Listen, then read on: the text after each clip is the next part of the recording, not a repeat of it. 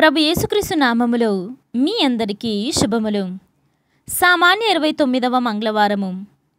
ఒక్క మానవుని పాపముచే మరణించురనుట నిజమే.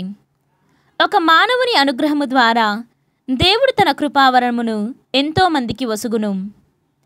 మొదటి పట్టణము పునీత పౌలు గారు రోమీలకు రాసిన లేఖ 5వ అధ్యాయము 12వ వచనము, 15వ వచనము, 17వ వచనము నుండి 19వ వచనం వరకు మరియు 20వ వచనము నుండి 21వ వచనం వరకు.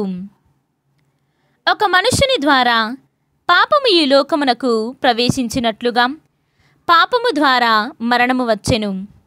దాని ఫలితముగా మానవ జాతి అంతటికీ మరణము ప్రాప్తించెను.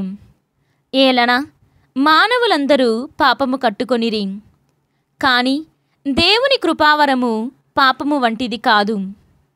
ఆ ఒక్క మానవుని పాపముచే మరణించిరనుట నిజమే. కానీ దేవుని అనుగ్రహము అత్యధికము. యేసుక్రీస్తు అను ఒక మానవుని అనుగ్రహము ద్వారా దేవుడు తన కృపావరమును ఎంతో మందికి వసుగును. ఆ ఒక్కని వలననే, ఆ ఒక్కని పాపము మూలముననే మృత్యుప్రాళన ప్రారంభమయ్యనుట నిజము. కానీ యేసుక్రీస్తు అను ఒక మనుష్యుని కృషి ఫలితము మరెంతో గొప్పది. దేవుని విస్తారమైన అనుగ్రహము, నీతి, ఆయన కృపావరమును పొందువారందరూ క్రీస్తు ద్వారా జీవితమునందు పాలింతురు. కనుక ఆ ఒక్కని పాపము అందరి శిక్షకు కారణమైనట్లు ఒక్కని నీతియుతమైన క్రియ అందరికి విముక్తిని ప్రసాదించి వారికి జీవమును అనుగ్రహించుచున్నది. ఆ ఒక్క మానవుని అవిధేయత ఫలితముగా అనేకులు పాపాత్ములుగా చేయబడినట్లే ఈ ఒక్క మానవుని విధేయత ఫలితముగా అనేకులు నీతిమంతులగుదురు. అతిక్రమము అధికమగునట్లు ధర్మశాస్త్రము ప్రవేశించెను.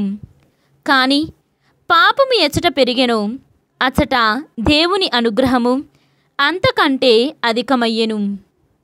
కనుక పాపము మృత్యు వలన పరిపాలించినట్లే దేవుని అనుగ్రహము మన ప్రభువు యేసుక్రీస్తు ద్వారా మనలను శాశ్వత జీవనకు నడుపును, నీతి మూలముగా పరిపాలించును. ఇది ప్రభువు వాక్కు. సర్వేశ్వరునికి వందనములు. ఈనాటి సువిశేషము పునీత లూకా గారు వ్రాసిన సువిశేషము 12వ అధ్యాయము 35వ వచనము నుండి 38వ వచనము వరకు. మీ నడుములు కట్టుకొనుడు, మీ దీపములను వెలుగుచుండనిండు. తమ యజమానుడు వివాహ మహోత్సవము నుండి తిరిగి వచ్చి తట్టగనే తలుపు తీయుటకు ఎదురుచూచు వారి వలె ఉండుడు.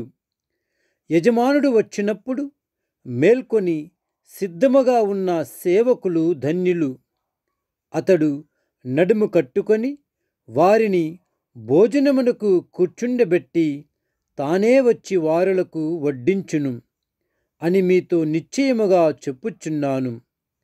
అతడు అర్ధరాత్రి వేళ వచ్చినను, ఆ తరువాత వచ్చినను అట్లు వేచియున్న సేవకులు ధన్యులు. ఇది క్రీస్తు సువిశేషము. క్రీస్తువా మీకు స్తుతి కలుగునుగాక.